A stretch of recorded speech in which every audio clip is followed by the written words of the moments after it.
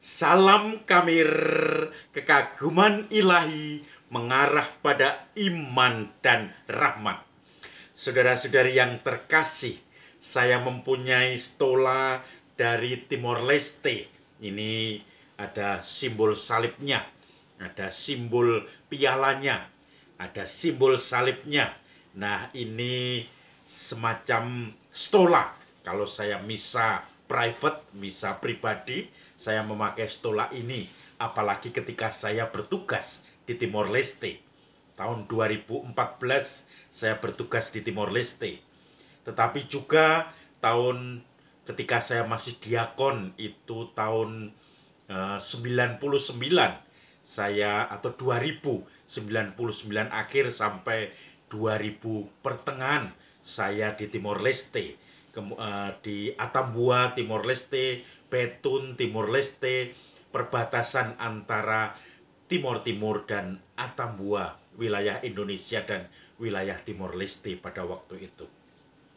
Saudara-saudari yang terkasih, ini menjadi kenang-kenangan karena kebanyakan orang Timor Leste mereka pinter, terutama mama-mamanya, ibu-ibunya pinter menenun, membuat tenunan, dan tenunan ini salah satunya saya pesan untuk stola, dan ini menjadi semacam kebanggaan bagi saya karena saya pernah bertugas di Timor Leste. Saat itu saya teringat ketika terjadi kekacauan setelah jajak pendapat Timor Leste tahun 99. Waktu itu Presiden Indonesia adalah Habibie, Bapak Habibie. Kemudian saya ditugaskan di Jesuit Refugee Service untuk mencoba repatriasi ke para pengungsi, dikembalikan ke Timor Leste. Mereka yang masih kepengen balik ke Timor Leste, silahkan dikembalikan. Bersama UNHCR, PBB di bidang pengungsi, kami mencoba bekerja sama untuk mengembalikan mereka.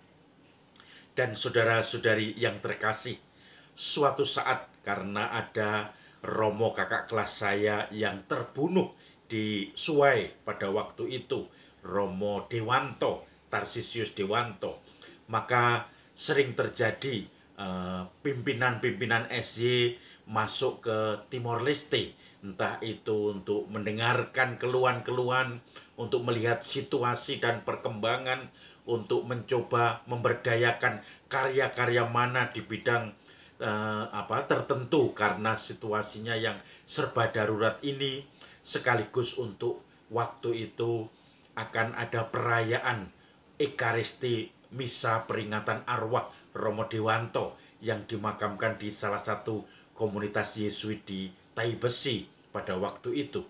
Dan ada provinsial, waktu itu provinsial SY Romo Wiryono itu mau masuk ke Timor Leste, tentu saja melewati Atambua dan kemudian transit untuk tidur semalam supaya paginya bisa berangkat ke Timor Leste di perbatasan. Juga dengan keluarga Romo Dewanto, kakak ipar dan mamanya atau ibunya pada waktu itu. Kamar di mana kami pesan itu penuh. Kamarnya itu milik keluarga Katolik juga. Maka saya disuruh satu kamar dengan Romo provinsial. Waktu itu saya masih frater diakon dan saya membayangkan kalau saya tidur itu ngoroknya, mendengkurnya itu tidak henti-henti dan kenceng sekali. Saya menyadari bahwa kadang-kadang kalau saya pakai sarung tidurnya itu seperti diesel, mesin generator yang disarungi, maka saya tidak berani. Tetapi yang lain tentu saja awam-awam juga tidak berani tidur dengan Romo provinsial. Saya mengatakan mendingan tidak Romo nanti terganggu, tidak bisa istirahat. Maka Romo provinsial silahkan tidur sendiri, saya akan tidur di kos-kosan saya sendiri. Karena waktu itu JRS itu ngontrak rumah dengan beberapa volunteer dan suster dan juga orang-orang lokal di situ yang menjadi volunteer untuk ada satu posko begitu. Dan ini ada tamu yang mau menyeberang ke Timor Leste, kita carikan semacam kamar yang layak begitu milik keluarga Katolik yang cukup berada di situ.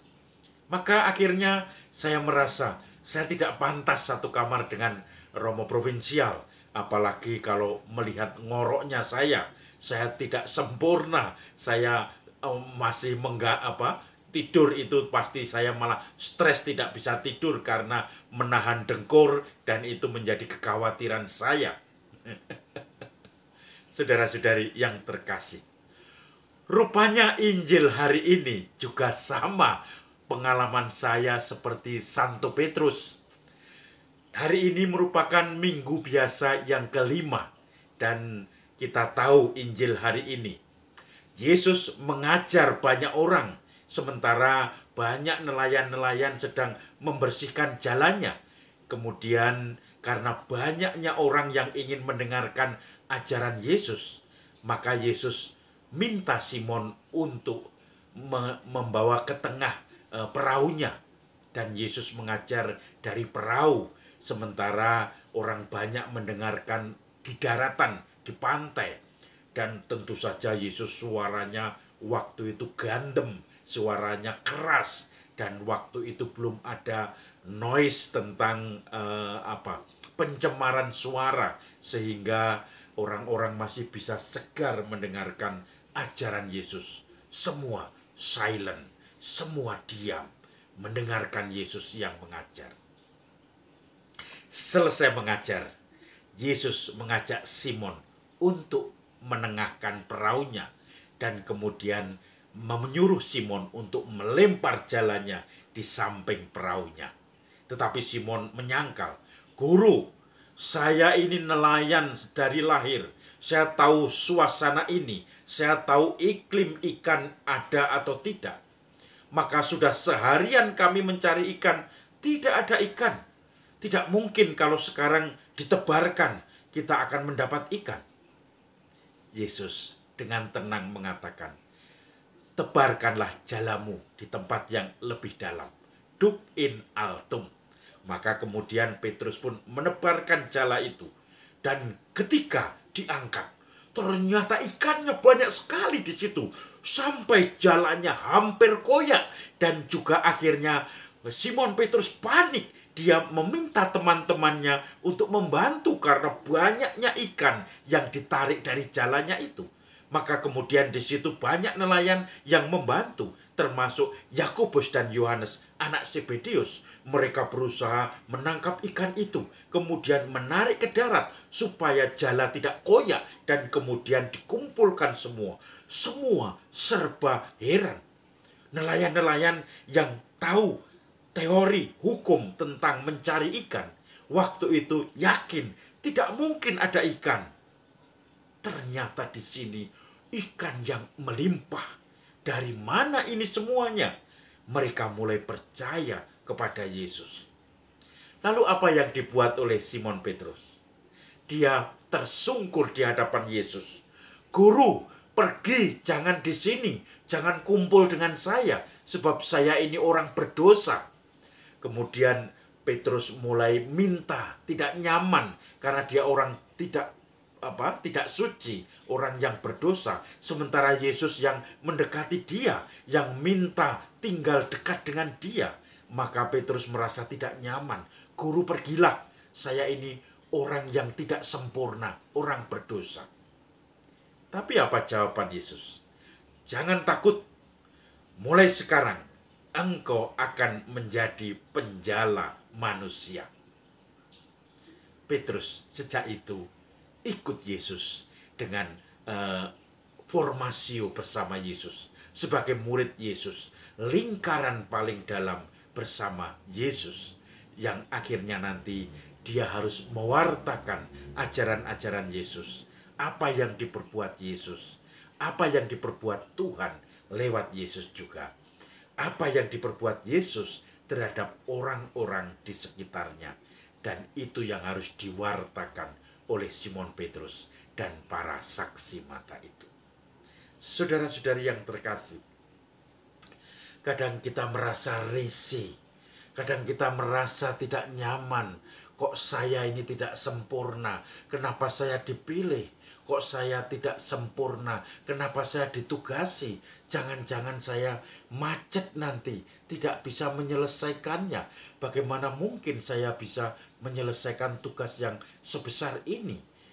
Sebagai ketua panitia, sebagai sekretaris, sebagai pengurus DPP, sebagai kepala sekolah yang menugaskan saya yayasan di kepala sekolah, sebagai guru pamong, sebagai mungkin kalau romo-romo di komisi kepemudaan, komisi PSE, apakah saya mampu? Nah, saudara-saudari yang terkasih, keraguan-keraguan ini sering muncul. Apakah saya mampu menjadi ketua panitia Misa Imlek, ketua panitia Misa Satu Suro, ketua panitia Misa dengan Inkulturasi? Apakah saya mampu menjadi ketua panitia Natal dan Paskah? Apakah saya mampu mengelola kepanitiaan 17 Agustus dari sekolah saya?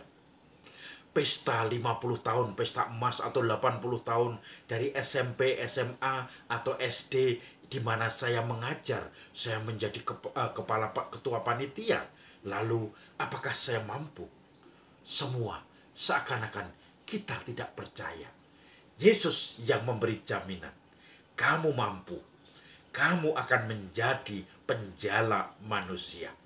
Maka saudara-saudari yang terkasih, banyak kesempatan yang diberikan kepada kita untuk berkembang. Itu tanggung jawab, entah menjadi seksi apa saja, ya, untuk misalnya hanya sekedar mendekor altar, hanya sekedar menjadi semacam pewarta atau pelayan, hanya sekedar mengisi kor dalam ekaristi yang mungkin mingguan, yang biasa-biasa saja. Tetapi ketika kita menolak, kita tidak pernah belajar menghadapi kesulitan, menghadapi tantangan. Tetapi ketika kita menerima, kita dikuatkan. Kita belajar memanage orang banyak, memanage pekerjaan. Dan disitulah kita semakin dewasa dan berkembang. Siapkah kita untuk menjadi murid-murid Kristus? Salam Kamir, kekaguman ilahi mengarah pada iman dan rahmat.